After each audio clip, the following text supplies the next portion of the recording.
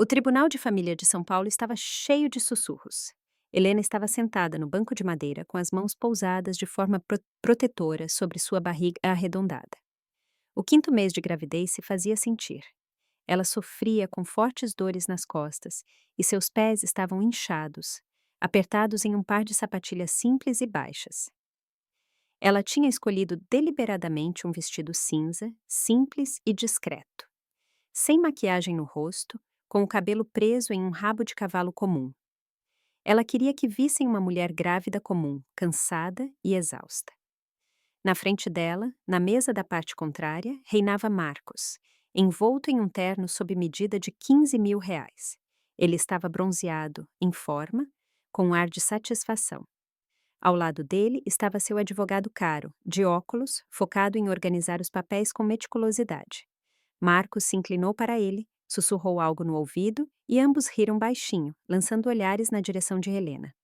Todos de pé, a corte vai entrar, anunciou o oficial de justiça. Todos se levantaram. A juíza, a doutora Azevedo, uma mulher na casa dos 50 anos com um olhar penetrante, tomou seu lugar na bancada. Ela examinou a sala com atenção, parando por um instante no barrigão de Helena, para depois desviar o olhar para o rico e autoconfiante Marcos. Está aberta a audiência para a partilha dos bens adquiridos durante o casamento dos cônjuges Rodrigues. Começou a juíza. Requerente Helena Rodrigues. Requerido Marcos Rodrigues. Vamos começar. O advogado de Marcos se levantou e, com ar seguro, depositou alguns documentos à sua frente. Excelência, meu cliente insiste em uma divisão justa do patrimônio.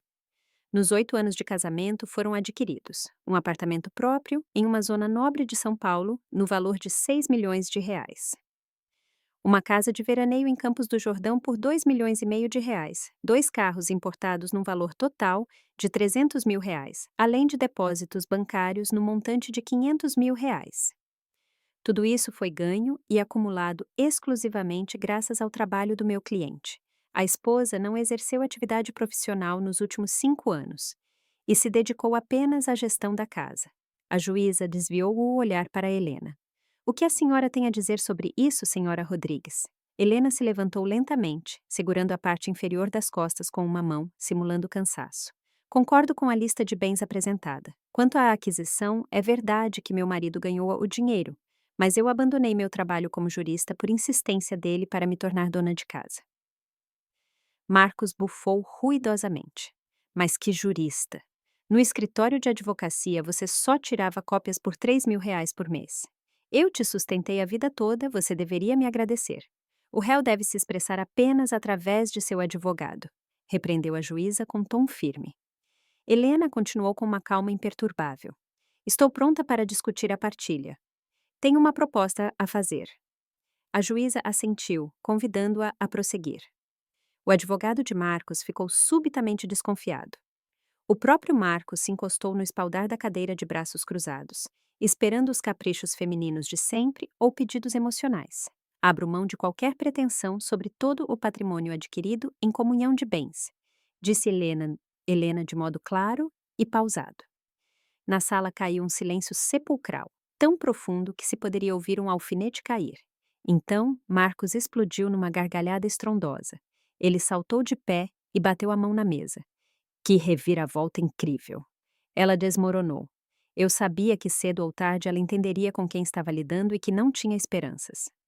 O advogado tentou acalmá-lo, puxando-o pela manga, mas Marcos estava fora de si de tanta alegria. Ele tirou seu smartphone e digitou rapidamente uma mensagem. Helena conseguiu ver de relance a tela. Ele estava escrevendo para Sofia, sua amante. É tudo meu. Aquela idiota abriu mão de tudo. Hoje à noite vamos festejar em grande estilo. A juíza franziu a testa perplexa. Senhora Rodrigues, a senhora se dá conta de que está abrindo mão de bens num valor de quase R$ 9 milhões?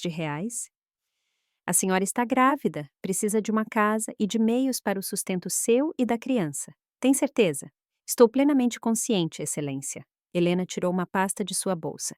Aqui está a renúncia escrita formal a qualquer pretensão sobre o apartamento, a casa na serra, os carros e as economias. Peço que tudo isso seja considerado de propriedade exclusiva do requerido Marcos Rodrigues a partir deste momento. Ela se dirigiu à mesa do escrivão e depositou os documentos. Suas mãos não tremiam nem um pouco. Seu rosto permaneceu calmo, quase impassível. Parecia quase indiferente, como se não estivesse renunciando a milhões de reais, mas a velhos móveis sem valor. Marcos pegou o telefone e começou a filmar enquanto Helena assinava as renúncias na frente da juíza. Excelente, registrei isso como lembrança. Assim, no futuro, ela não poderá dizer que foi forçada ou manipulada. Até o advogado dele parecia confuso e desorientado. Ele não esperava uma vitória tão fácil e total. Normalmente, os divórcios se arrastavam por meses em batalhas judiciais. As mulheres brigavam por cada centavo. Principalmente as grávidas costumavam ser combativas. E essa aqui simplesmente se rendia sem lutar. A juíza examinou atentamente os documentos e balançou a cabeça, incrédula. Senhora Rodrigues, sou obrigada por lei a perguntar mais uma vez. Ninguém a está forçando a tomar essa decisão? A senhora age em plena liberdade? Absolutamente voluntariamente, Excelência. Quero encerrar este casamento o mais rápido possível e começar uma nova vida longe dele. O patrimônio deve ficar com meu marido. Preciso apenas dos meus pertences pessoais e da pensão alimentícia legal para a criança. Marcos riu ainda mais alto, de forma debochada. Pensão? Claro, imagina. Ela quer pelo menos tirar algo do meu bolso, a coitada. A juíza o fulminou com o olhar. A pensão é seu dever imediato como pai. 25% da sua renda para o filho. Tem objeções? O advogado sussurrou rapidamente algo no ouvido de Marcos. Ele fez um gesto de descaso com a mão. Nenhuma objeção. Que ela fique com sua mísera pensão. Não sou mão de vaca. Depois de mais meia hora de formalidades burocráticas, tudo estava acabado. A juíza anunciou a decisão final. O casamento está dissolvido com efeito imediato. Todos os bens adquiridos em comunhão passam para a propriedade exclusiva do requerido Marcos Rodrigues. A senhora Helena Rodrigues receberá a pensão para o filho equivalente a 25% da renda oficial do ex-marido. Marcos deixou a sala com ar de vencedor absoluto. No corredor do tribunal já esperava Sofia, uma loira alta apertada em um vestido justo. Eles se beijaram publicamente sem pudor. Sofia gritou de alegria. Meu querido, estou tão orgulhosa de você. Muito bem, agora é tudo nosso. Somos ricos. Eu te disse. Eu sabia que no final ela cederia. Helena passou ao lado dele sem nem levantar o olhar, ignorando-os. Mas na saída do fórum, ela se virou e disse baixo, mas de modo que Marcos pudesse ouvir claramente: Parabéns. Agora tudo isso pertence verdadeira e legalmente a você. Na voz dela não havia raiva nem arrependimento. Apenas uma calma estranha e inquietante. Marcos nem prestou atenção, muito imerso em seus planos para as comemorações da noite. Helena entrou num velho Corsa amassado que uma amiga tinha lhe emprestado e atravessou a cidade.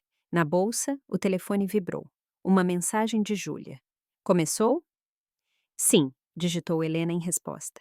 Amanhã de manhã, às 9. Tudo está pronto. A armadilha foi acionada. Ela colocou o telefone no banco do passageiro e olhou seu reflexo no espelho retrovisor. Viu um rosto cansado, olheiras escuras sob os olhos. Mas os olhos em si brilhavam. Pela primeira vez, depois de muitos anos de escuridão, brilhavam com uma luz nova. 8 anos antes, Helena tinha conhecido Marcos em uma festa da empresa de amigos em comum. Ela tinha 22 anos, ele 27.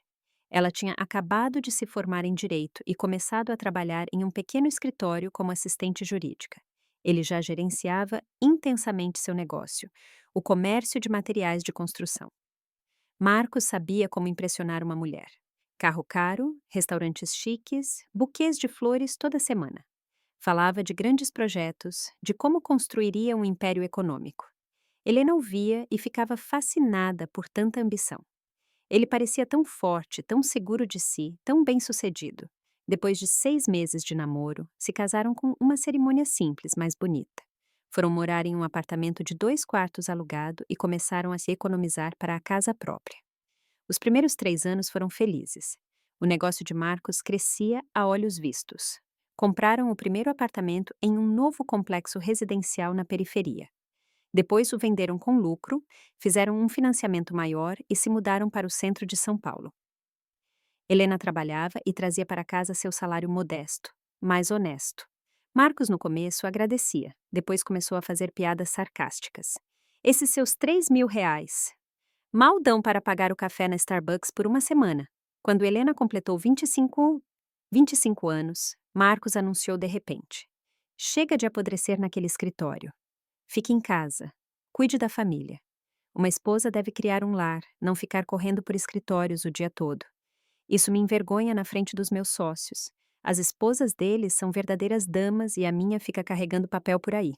Helena se opôs firmemente. Ela amava seu trabalho. Sonhava em se tornar advogada criminalista, mas Marcos exerceu pressão psicológica, a manipulou. Você não confia em mim? Acha que eu não posso te sustentar? Quer provar para todo mundo que sou um péssimo marido que não sabe prover para sua família? No final, ela cedeu, pediu demissão e ficou em casa. Nos primeiros meses, tentou se orientar nas tarefas domésticas, mas limpar e cozinhar não a satisfazia. Sentia falta do trabalho, do desafio intelectual, da sensação de sua própria importância. E então começaram as escapadas dele. No início, Helena não queria acreditar. Horas extras repentinas no escritório, viagens de negócios no fim de semana, roupas novas e caras que voltavam com perfumes de mulher estranhos. Ela tentou pedir explicações, mas Marcos explodiu de raiva. Eu tenho uma empresa para tocar. Ganho dinheiro de verdade enquanto você fica aqui segura entre quatro paredes e ainda ousa fazer exigências? Um dia, Helena encontrou uma mensagem no telefone dele. Uma conversa com a secretária dele, Vitória. Fotos explícitas, planos para encontros em hotéis de luxo. Ela mostrou a ele tremendo e exigiu uma explicação. Marcos nem negou, limitou-se a dar de ombros com indiferença. E daí? Um homem precisa de variedade. De qualquer forma, você não vai a lugar nenhum, está presa aqui. Aquela frase doeu mais que a própria traição. Não o fato de ele sair com outra, mas aquela total indiferença e certeza da posse. De qualquer forma, você não vai a lugar nenhum. Ele estava convencido de que ela nunca o deixaria, porque sem trabalho, sem dinheiro próprio, sem uma casa sua, para onde ela poderia ir? Helena tentou desesperadamente engravidar. Pensava que talvez um filho mudasse tudo. Traria seu marido de volta para a família, mas era difícil. Teve 2 abortos espontâneos nas fases iniciais. Os médicos diziam que era culpa do estresse, dos nervos. Marcos não se preocupava muito. Você faz outro. Não vai fugir mesmo. A frase constante dele tinha se tornado um mantra tóxico. Você não vai a lugar nenhum, vai ficar aqui. Quem te quer agora? Ele literalmente incutia na cabeça dela a ideia de sua total insignificância. Na frente dos amigos dele, se permitia fazer piadas humilhantes. Minha mulher sabe fazer muitas coisas, mas ganhar dinheiro com certeza não é uma delas. Em compensação, ela cozinha sopas razoáveis, vai. Todos riam alto. Helena ficava sentada ali com o rosto de pedra e desejava apenas afundar no chão e desaparecer. Nos últimos 2 anos surgiu Sofia na vida dele. Jovem, ambiciosa, sem escrúpulos.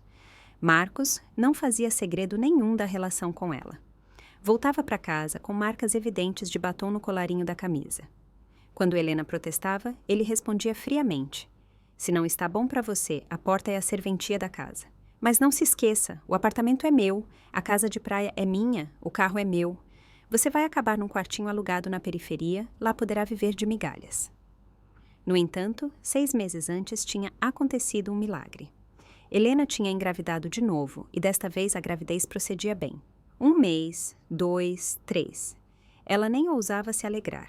Todo dia esperava que tudo acabasse em tragédia, como das outras vezes. Mas o bebê resistia, se desenvolvia regularmente. Marcos reagiu de modo inesperado à notícia. Finalmente, talvez seja um menino, um herdeiro para a empresa. Helena ficou feliz, ingenuamente. Pensava que agora ele tomaria jeito. Deixaria Sofia e se tornaria um marido e um pai normal. Mas quando chegou ao 4º mês de gravidez, Marcos voltou para casa uma noite e comunicou secamente, sem nem olhar na cara dela: peça o divórcio. Tenho que viver com a Sofia. Ela é jovem, tem perspectivas, o seu tempo já passou, tenha o bebê se quiser, pagarei a pensão da lei. Não conte com mais nada. Assim terminaram 8 anos de casamento com um conciso e brutal. O seu tempo já passou. Helena pediu o divórcio e descobriu imediatamente que Marcos pretendia ficar com o patrimônio inteiro para si e queria conceder a ela apenas a pensão mínima. O advogado dele preparou documentos que demonstravam que tudo tinha sido adquirido exclusivamente graças ao trabalho de Marcos e que Helena não tinha contribuído de forma alguma para o orçamento familiar. Em uma das audiências preliminares, antes do grande final, o advogado de Marcos disse sem rodeios. A parte contrária ficava sentada em casa, gastava o dinheiro do marido e não trabalhava. Qual contribuição ela deu? Nenhuma. Portanto, o patrimônio deve ficar inteiramente com o requerido.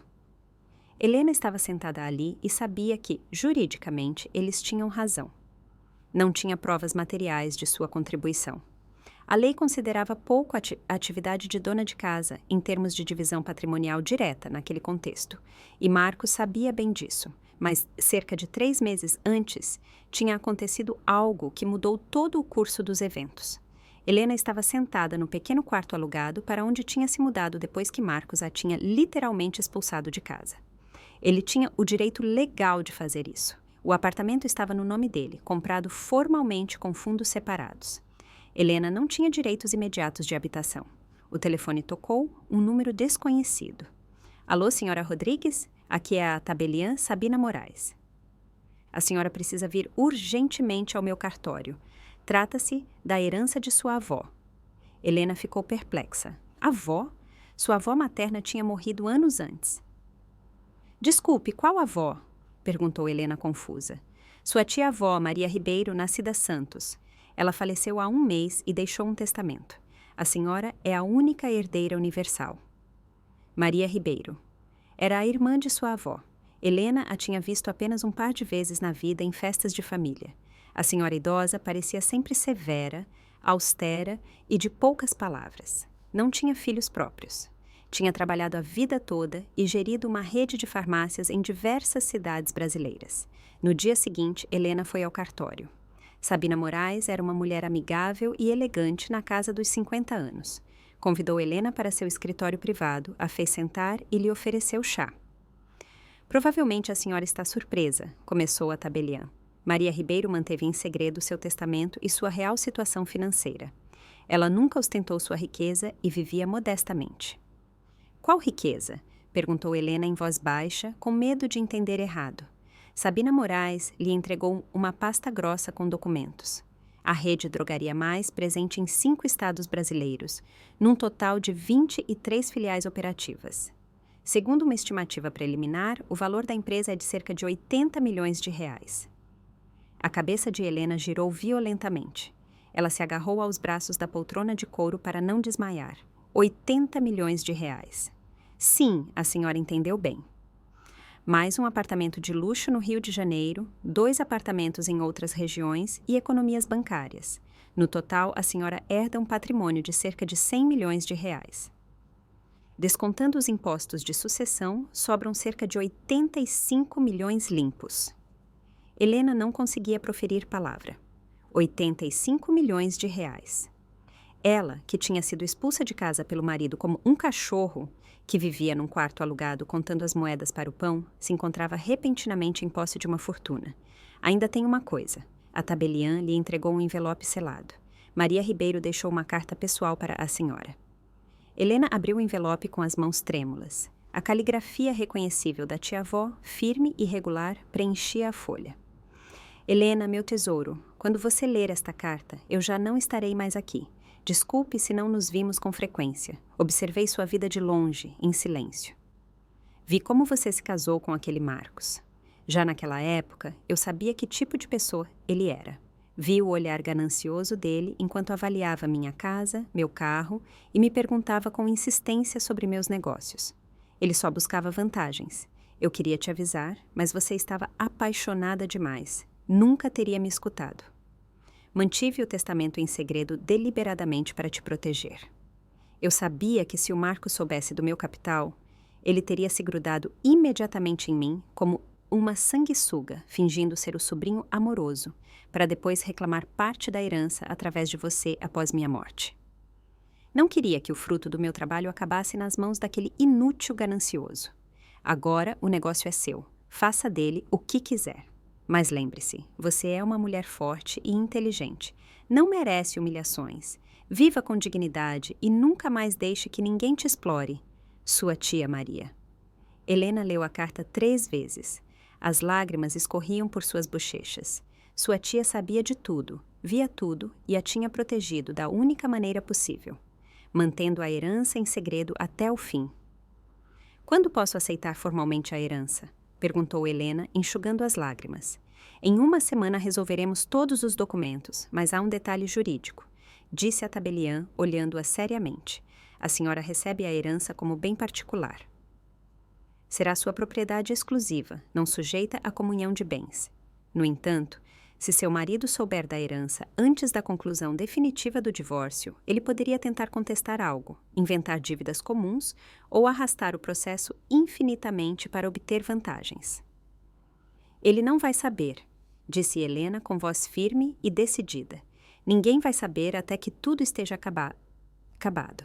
Ela saiu do cartório, se sentindo uma pessoa diferente. O mundo tinha mudado. 1 hora antes, era uma mulher grávida, sozinha e sem recursos, abandonada pelo marido. Agora, era proprietária de uma empresa e de um patrimônio milionário, mas a coisa mais importante não era o dinheiro.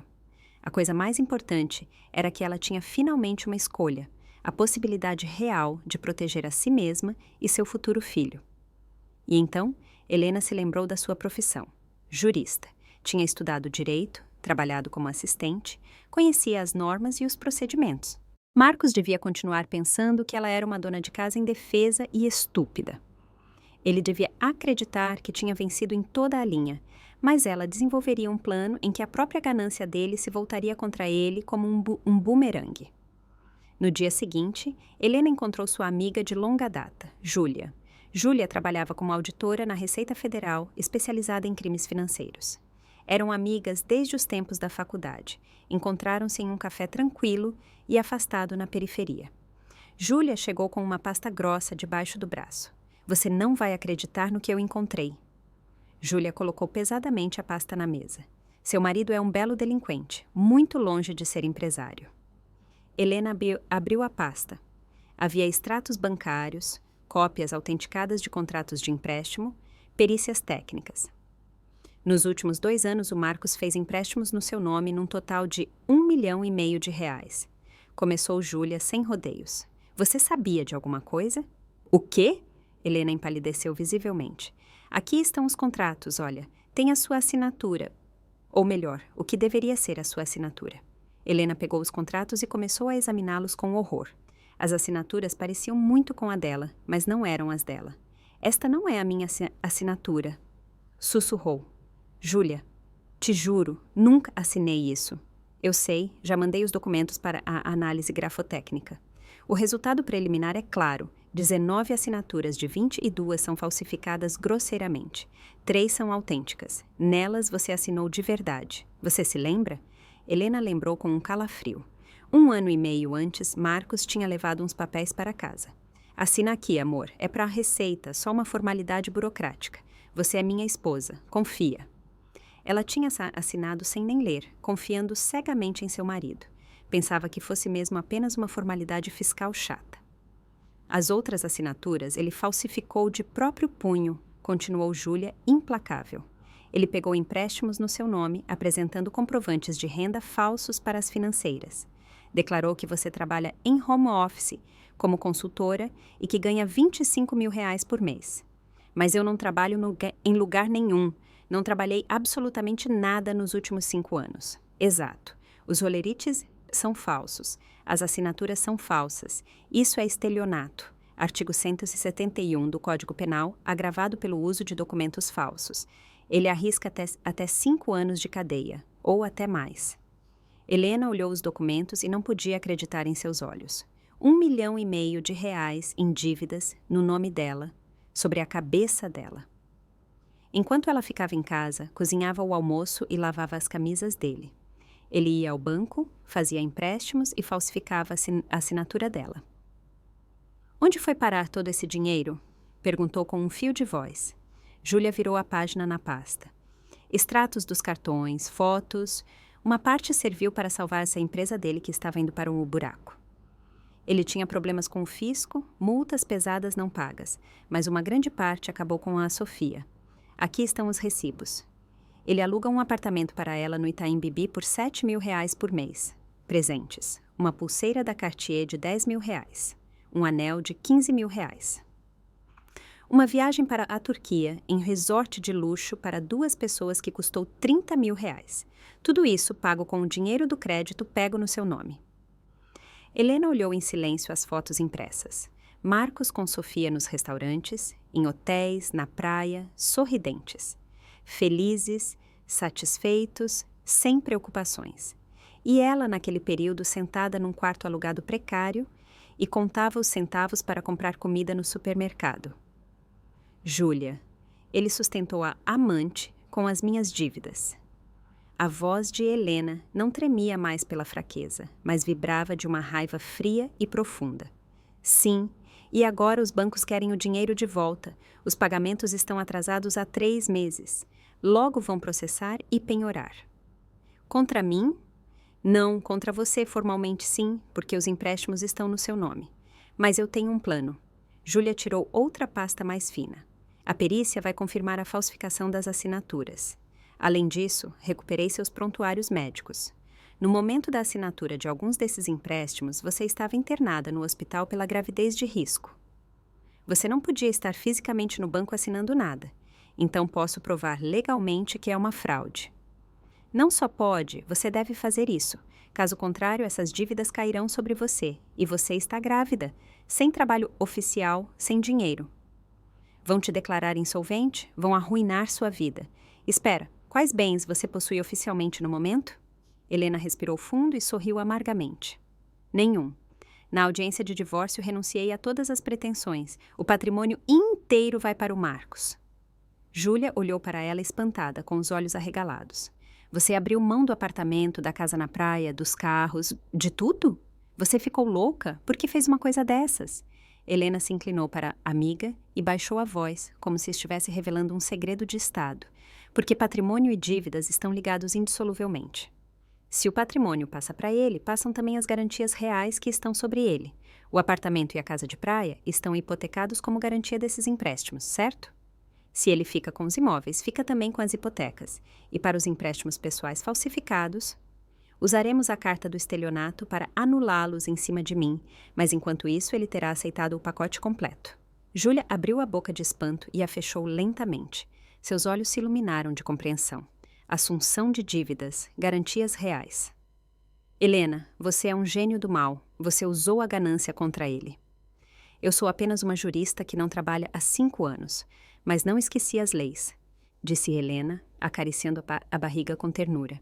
Ele pensa que eu sou fraca e estúpida, que me derrotou facilmente, e eu apenas dei a ele a corda com sabão para que ele se enforcasse sozinho. Tem uma dificuldade técnica, porém, Júlia franziu a testa pensativa. Temos que agir rápido, enquanto Marcos festeja sua vitória e não entende o que está acontecendo. Precisamos de uma denúncia imediata ao Ministério Público por estelionato e falsificação de documentos.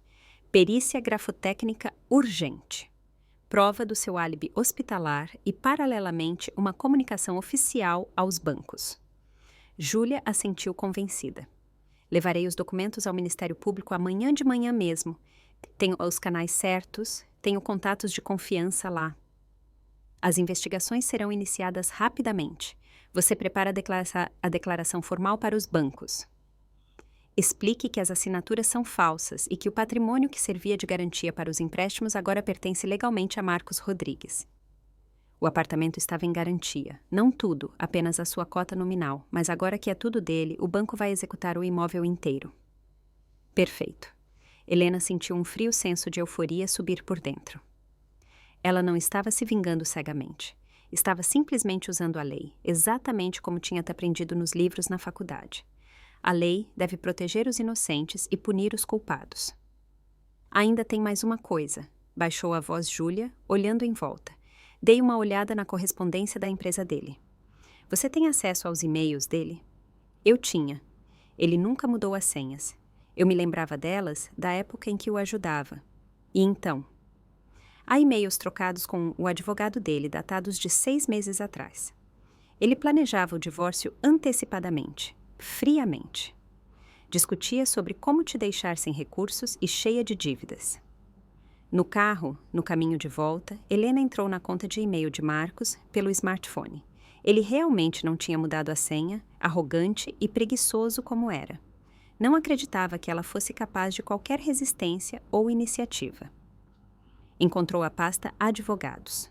Correspondência com o Dr. Ferreira.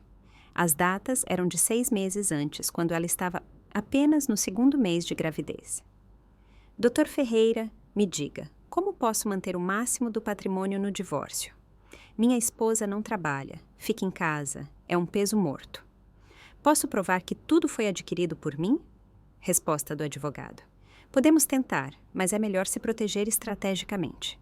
Se possível, faça com que ela pegue empréstimos no nome dela.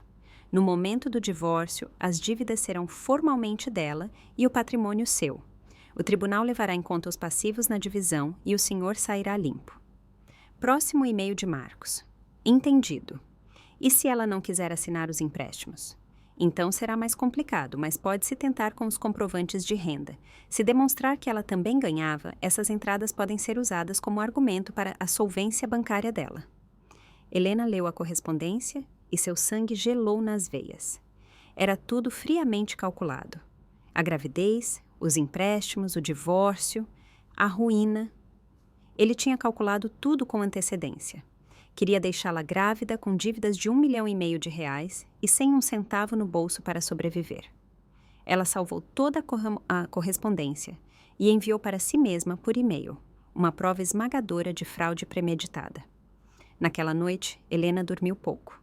Ficou ali no escuro, acariciando a barriga e sentindo o bebê chutar forte. Seu filho, que devia nascer de uma mãe insolvente, esmagada pelas dívidas, com um pai estelionatário. Mas agora seria diferente. Chegou segunda-feira de manhã. Marcos acordou no apartamento luxuoso de Sofia. Tinham festejado sua vitória no tribunal até às 3 da manhã. Champanhe, restaurante estrelado, presentes caros para Sofia. Tinha gasto R$10 mil só naquela noite. Mas agora podia se permitir, pensava, porque o patrimônio inteiro pertencia a ele. R$9 milhões líquidos de valor imobiliário. O telefone tocou às 7 da manhã, irritante. Marcos se esticou de má vontade para o criado mudo. Alô, senhor Rodrigues? Aqui é do escritório de cobrança do Itaú. Informamos que o senhor tem um empréstimo vencido de R$500 mil que requer atenção imediata. Marcos se sentou na cama num pulo. Que empréstimo? Não peguei nenhum empréstimo pessoal com o banco de vocês. O empréstimo foi feito em nome da senhora Helena Rodrigues. Com base na sentença do tribunal que recebemos, todo o patrimônio registrado no nome dela ou em comunhão passou para o senhor. Como os imóveis estavam em garantia da dívida, ao adquirir a propriedade, o senhor adquiriu também o ônus de quitar a dívida garantida. Quais ônus? Qual patrimônio? O apartamento nos Jardins. Estava hipotecado como garantia do empréstimo. O senhor adquiriu o imóvel e, consequentemente, a hipoteca ativa. Artigo do Código Civil relativo às garantias reais. Deve ser um erro. Eu não assumi nada disso. Temos uma sentença do tribunal sobre a transferência de propriedade, senhor. Aguardamos a quitação da dívida ou um plano de pagamento em 3 dias. Caso contrário, iniciaremos o processo de execução do imóvel. Marcos jogou o telefone longe como se queimasse. O coração martelava no peito. R$500 mil. Qual empréstimo? O telefone tocou de novo logo em seguida. Era o Bradesco, depois o Santander, depois outros 2 bancos menores.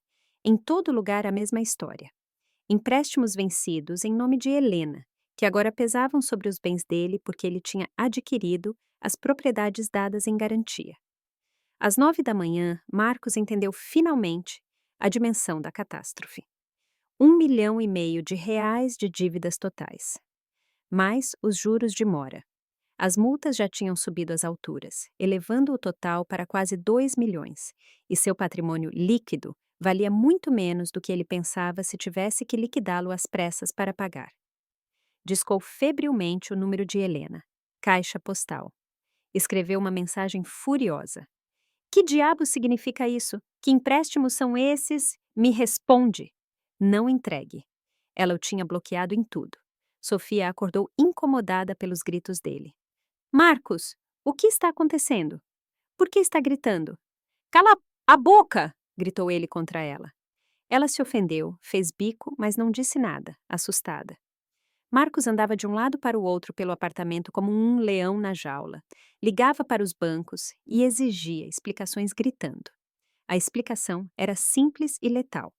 Existem contratos de empréstimo assinados, existem atrasos não pagos, existe uma sentença do tribunal que te atribui os bens hipotecados. Pague as dívidas ou prepare-se para a penhora da casa. Mas eu não sabia nada desses empréstimos, gritou Marcos ao telefone com mais um atendente. Deveria ter verificado antes de adquirir a propriedade. É seu dever como adquirente ou beneficiário fazer as verificações. Aceitou a propriedade voluntariamente via sentença. Não reclame conosco agora. Às 10 da manhã, Marcos correu para seu advogado. Invadiu o escritório, sem hora marcada, suado e esbaforido, e jogou as impressões dos bancos na mesa.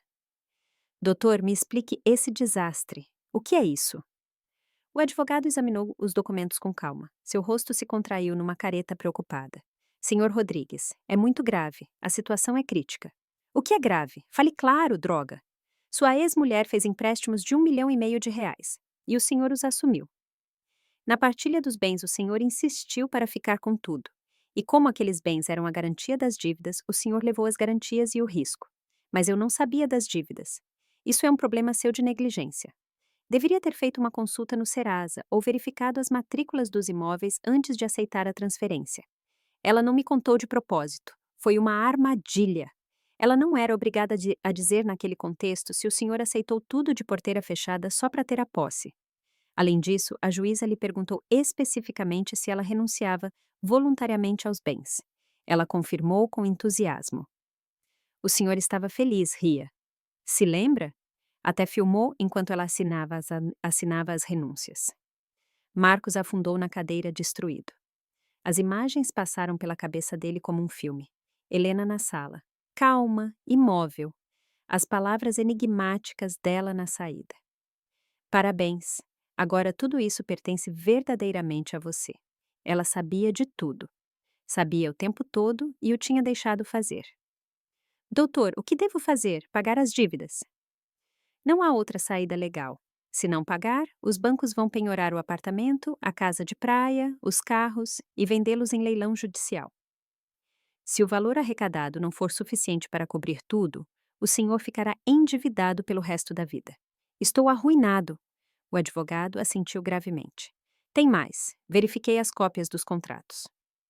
Muitas das assinaturas de Helena parecem estranhas, diferentes do habitual. Se ela alegar que não assinou esses contratos, será solicitada uma perícia grafotécnica. Se a falsificação for confirmada, é um crime gravíssimo. Estelionato e falsidade ideológica, mas não fui eu que falsifiquei. Marcos se interrompeu bruscamente. O advogado olhou atentamente nos olhos dele. Não foi o senhor Rodrigues? Marcos calou-se, baixando o olhar. Claro que tinha sido ele. Uma parte dos contratos Helena mesma tinha assinado confiando nele. Os outros ele tinha assinado por ela, imitando a letra. Pensava que ela nunca saberia ou entenderia. Depois do divórcio, despejaria as dívidas nela e ela afundaria. Senhor Rodrigues, se houver uma perícia e demonstrar a falsificação, o senhor arrisca anos de prisão. Aconselho vivamente que encontre um modo de fazer um acordo com sua ex-mulher. Talvez ela aceite não prestar queixa criminal se o senhor restituir algo. Marcos correu para fora do escritório do advogado. Seus pensamentos corriam desgovernados. Fazer um acordo com Helena. Ela nem atende às ligações. Correu para o quarto alugado dela. Uma vizinha abriu a porta com suspeita. Helena se mudou ontem. Não sei para onde foi. Marcos ligou para amigos comuns. Ninguém sabia onde ela estava ou não queriam dizer a ele. À noite, Júlia, a amiga de Helena, ligou finalmente para ele. Marcos, aqui é a Júlia. Helena me pediu para te passar um recado. Se quiser conversar, venha amanhã às 15 horas no Café Bela Vista, sozinho, sem advogados. No dia seguinte, Marcos chegou ao café com meia hora de antecedência. Era uma pilha de nervos. Fumava um cigarro atrás do outro, tremendo. Helena chegou pontual às 15 horas, usando um vestido simples e carregando uma pequena bolsa. O barrigão tinha ficado ainda mais redondo e evidente. Sentou-se na frente dele com calma olímpica e pediu um café com leite descafeinado ao garçom. O que você fez? Sibilou Marcos, se inclinando sobre a mesa com raiva. Eu protegi a mim mesma e ao meu filho, respondeu Helena com calma glacial. Você planejou isso de propósito, renunciando ao patrimônio para jogar as dívidas em mim. Eu te dei exatamente o que você mesmo colocou no nome ou hipotecou, junto com os passivos que você mesmo criou. Foi você quem assinou os contratos, lembra? 3 contratos são verdadeiros. O resto você assinou falsificando minha assinatura. A perícia confirmou. Marcos empalideceu como um pano lavado. Que perícia? Helena tirou uma pasta da bolsa e a colocou na mesa. A perícia grafotécnica forense que eu mandei fazer. As assinaturas são falsas sem sombra de dúvida. Aqui está o parecer do perito e aqui estão meus prontuários hospitalares. No momento da contratação de 8 empréstimos, eu estava internada no hospital. Não podia estar fisicamente no banco assinando. Você reuniu provas por 2 meses contra mim. Marcos tentou se acalmar, mudando o tom. Helena, escuta, vamos negociar. Eu te devolvo metade do patrimônio. Dividimos as dívidas ao meio. Não queria te dar um golpe, de verdade. A empresa estava simplesmente numa situação difícil, eu tinha que salvá-la. Você não gastou esse dinheiro com a empresa, interrompeu Helena bruscamente. 300 mil reais foram para suas dívidas pessoais de jogo e vícios. O resto para a Sofia, o apartamento para ela, presentes caros, férias de luxo. Aqui estão os extratos. Colocou outro maço de documentos na mesa. Marcos viu os recibos, as fotos, a mão dele entrelaçada com a de Sofia no restaurante. As viagens, o anel caro no dedo dela. Você sustentou sua amante com o dinheiro do meu crédito, continuou Helena implacável. Enquanto eu estava grávida e arriscava um aborto pelo estresse, você alugava uma casa de luxo para ela. Amanhã, Júlia entregará toda essa pasta ao Ministério Público. Será aberto um inquérito policial por estelionato e falsificação. Marcos agarrou o braço dela por cima da mesa, desesperado. Helena, por favor, não. Não faz isso. Sou o pai do seu filho. Ela libertou o braço com um puxão e acariciou a barriga de forma protetora. Exatamente por isso eu vou fazer. Meu filho não crescerá com um pai criminoso e estelionatário. Melhor sem pai do que com um como você. Eu te devolvo tudo, juro. Venda o apartamento, a casa na praia, pague as dívidas, faça o que quiser. É tarde demais, Marcos. Os bancos já iniciaram as execuções. Amanhã começa a penhora dos bens. Você está destruindo minha vida deliberadamente. Helena o olhou direto nos olhos. Pela primeira vez em anos, no olhar dela não havia medo, nem dor, apenas uma determinação fria e cortante. Você destruiu sua vida sozinho quando falsificou minhas assinaturas, quando pegou empréstimos no meu nome, quando planejou lucidamente me deixar grávida e cheia de dívidas para curtir a vida. Sim, eu vi sua correspondência por e-mail com o advogado. Você tinha planejado tudo 6 meses atrás. Marcos entendeu naquele momento que ela sabia de tudo, cada detalhe. Cada passo em falso dele, cada mentira, cada maldade. O que você quer de mim? Perguntou com voz rouca e derrotada.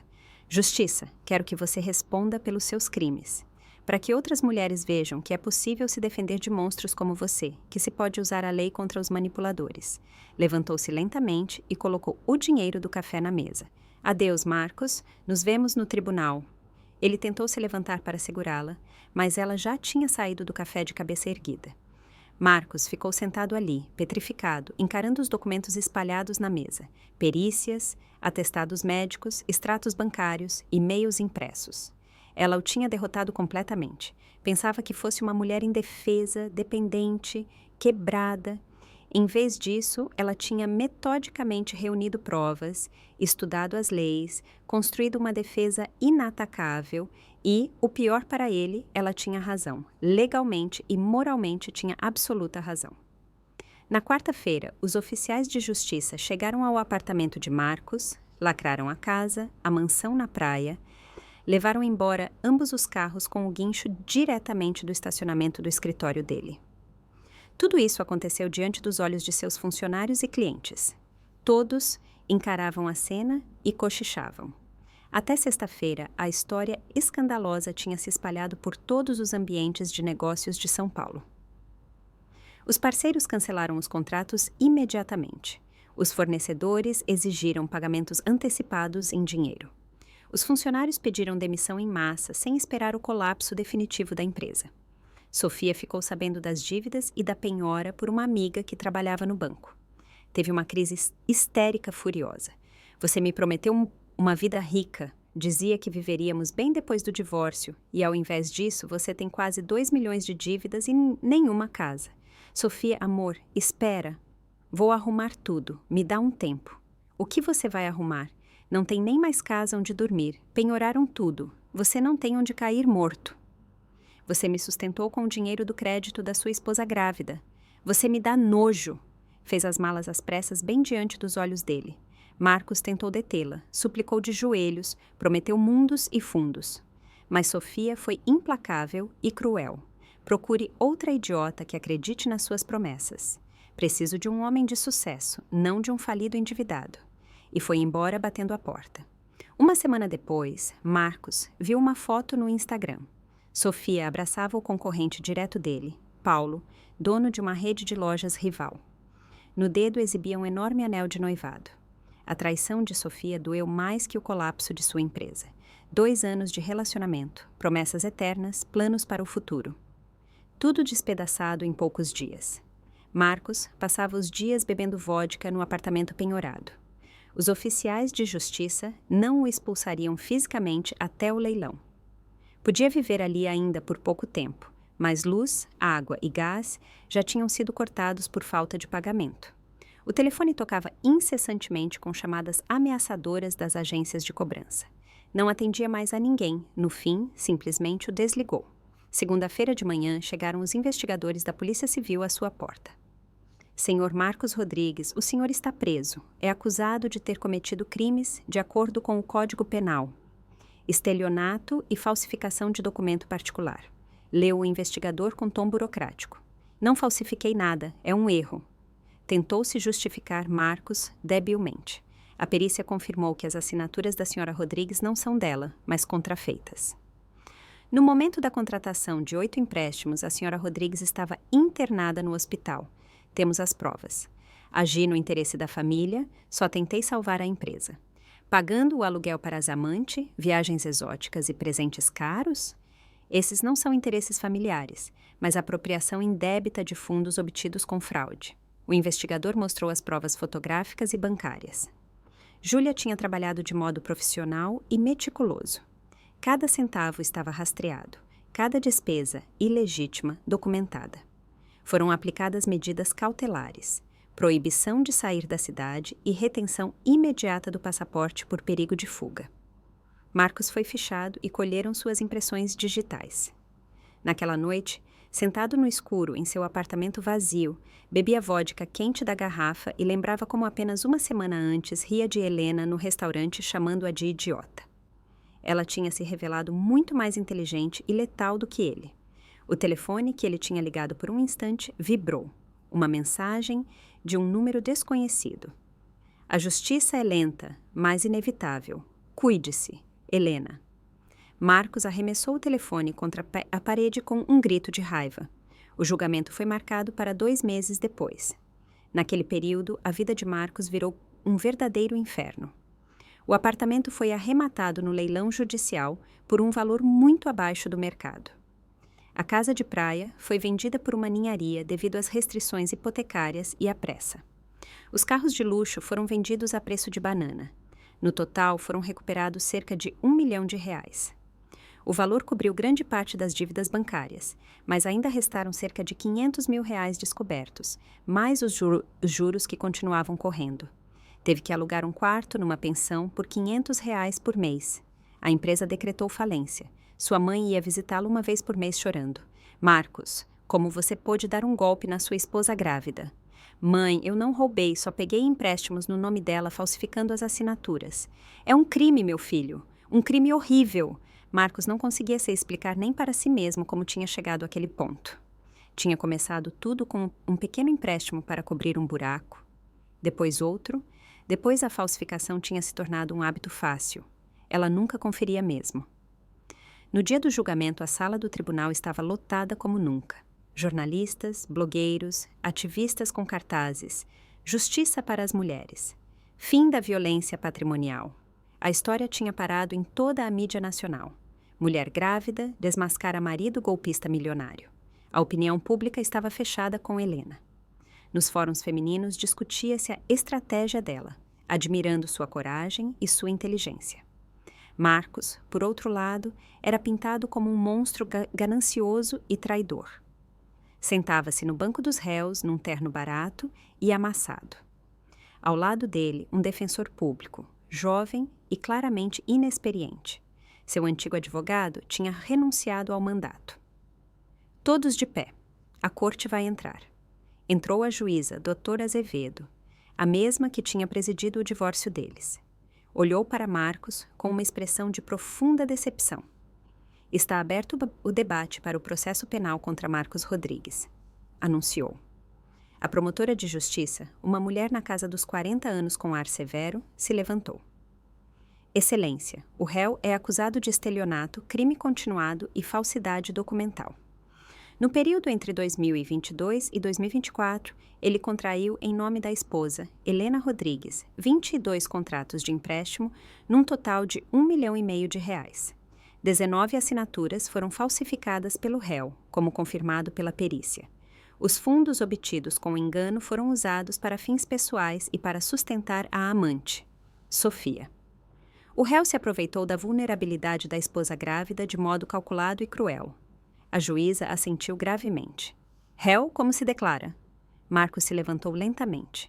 O advogado tinha aconselhado admitir parcialmente a culpa para esperar clemência. Parcialmente culpado, disse com voz rouca. Peguei os empréstimos no nome da minha mulher, é verdade, mas não queria dar um golpe nela. Queria salvar a empresa e a família. Pagando o apartamento para a amante, o senhor salvou a família? Interrompeu a promotora com sarcasmo gélido. Aquilo aconteceu depois, quando o casamento já estava em crise. A relação com a senhora Sofia começou há 2 anos, enquanto sua esposa tinha acabado de ter um aborto espontâneo. Vê a conexão? Marcos calou-se. Não sabia o que responder.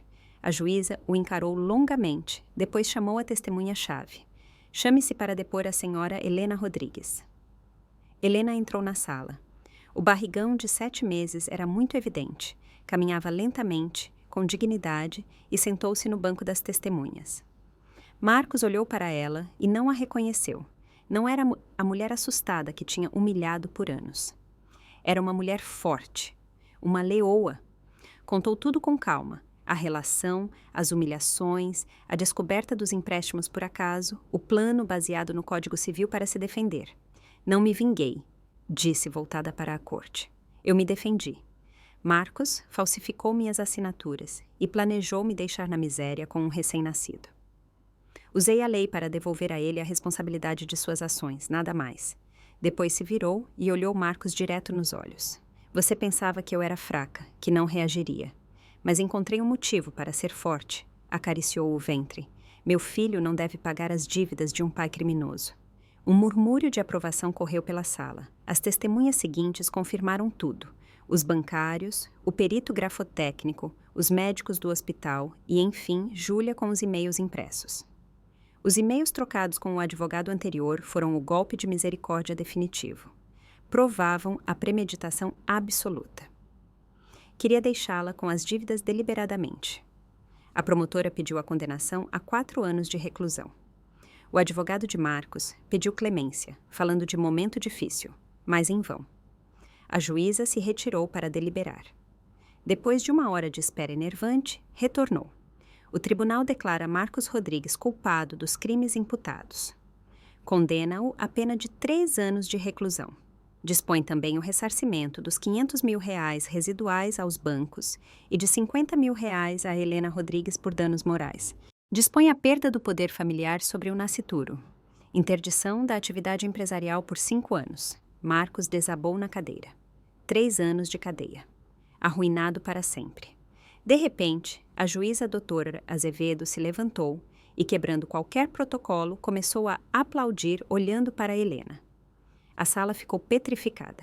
Então a juíza disse: Senhora Rodrigues, quebro o protocolo, mas devo dizer, em 30 anos de carreira vi centenas de mulheres destruídas por manipuladores como o réu. A senhora sofreu, mas demonstrou que é possível se defender usando a lei com inteligência e sem infringi-la. A senhora foi mais esperta, mais forte, mais sábia. Obrigada por mostrar a todos que a justiça é alcançável, se se tem a coragem de lutar. Toda na sala se levantou e explodiu num aplauso estrondoso. Os jornalistas filmavam a cena única, uma juíza aplaudindo a vítima. Helena conteve as lágrimas a custo. Júlia a abraçou forte. As ativistas gritavam: "Brava, Helena! Você é uma heroína!" Marcos foi algemado e levado pelos guardas. Voltou-se uma última vez. Helena olhou para ele sem ódio, sem triunfo. Moveu apenas os lábios. Você escolheu esse caminho. 6 meses depois, Helena estava na varanda de seu novo apartamento no Rio de Janeiro, um 4 quartos luminoso num bairro elegante, comprado com o dinheiro da herança da tia. A herança tinha sido formalizada uma semana após a sentença, 85 milhões de reais líquidos. Agora, gerenciava a rede Drogaria Mais, com grande sucesso. Sua formação em direito a ajudava a gerir contratos e negócios melhor que qualquer um. Em 6 meses, tinha aberto 3 novas filiais. Mas a vitória maior estava em seus braços. Tinha dado à luz um menino saudável, Mateus, 3,8 kg. A tia-avó Maria sempre quis um Mateus na família. O bebê dormia no berço perto da janela, um pequeno milagre. Helena olhava para ele e sabia que tinha valido a pena. A campainha tocou. Era Júlia com um bolo e uma garrafa de espumante. "Aniversário da sentença", exclamou entrando. "Temos que comemorar." Sentaram-se na varanda. Helena amamentava, então nada de álcools para ela, só chá.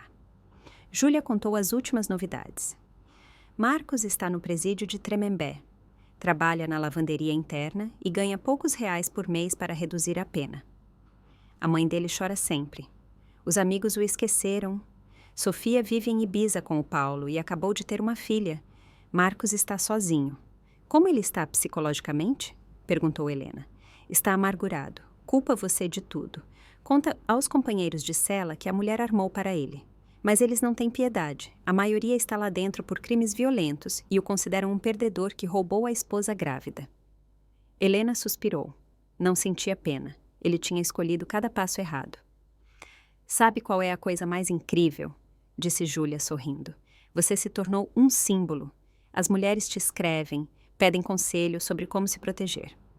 "Fundei uma fundação beneficente", confessou Helena.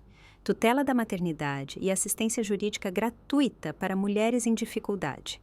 Você será a diretora jurídica se quiser." Júlia se iluminou. "Já pedi demissão da Receita hoje de manhã. Claro que eu topo." Elas se abraçaram, Mateus acordou e começou a chorar baixinho. Helena o pegou no colo e o ninou. "Sabe, as pessoas me perguntam se me arrependo de ter sido tão dura com ele", disse Helena. "Você não foi dura, foi justa", respondeu Júlia. "Foi legítima defesa. Se ele não tivesse cometido crimes, você teria ido embora e pronto." "Exato. Nenhuma mulher deveria sofrer e esperar que as coisas mudem sozinhas. Temos que mudá-las nós mesmas." Júlia ergueu a xícara de chá. "A justiça! A justiça!" repetiu Helena. A cidade brilhava de luzes abaixo delas. Helena lembrou das palavras da juíza. "Vocês demonstraram que a justiça é alcançável." "Sim, é alcançável", pensou acariciando a cabeça de Mateus. "Nem sempre rápida, nem sempre fácil, mas existe." Mateus nunca conheceria seu pai. Nunca o veria nem ouviria. Cresceria sem ele. E isso era certo, porque as crianças devem crescer no amor, no respeito e na segurança, não com um homem capaz de falsificar a assinatura da esposa grávida por lucro. "Sabe, às vezes a vitória maior é simplesmente viver feliz", disse Helena em voz alta. "E você vive feliz", sorriu Júlia. Helena olhou seu filho dormindo, sua casa, sua melhor amiga ao lado, sua nova vida construída sobre os escombros da velha. "Sim", admitiu, "eu vivo." E em algum lugar longe, numa cela da prisão, Marcos encarava o teto de seu beliche, pensando no apartamento perdido, na empresa falida, em Sofia que o tinha deixado, em Helena que o tinha vencido. Pensava com raiva. Ela planejou tudo de propósito, mas no fundo sabia a verdade. Ela não tinha planejado com malícia. Tinha apenas se defendido da ganância e maldade dele. E a lei tinha lhe dado razão, porque a lei protege os inocentes. Em 3 anos sairia, com a ficha suja, sem um tostão, com 500 mil reais de dívidas e quase quarentão. Teria que recomeçar do zero, enquanto Helena estaria lá, com um filho na escola, uma empresa de sucesso e uma vida plena. A justiça tinha vencido.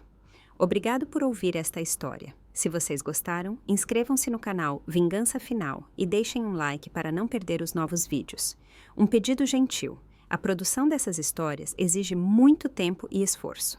Contamos com o apoio de vocês para continuar trazendo conteúdos novos e inspiradores. Cada pequena ajuda é preciosa para o canal Vingança Final. Muito obrigado de coração.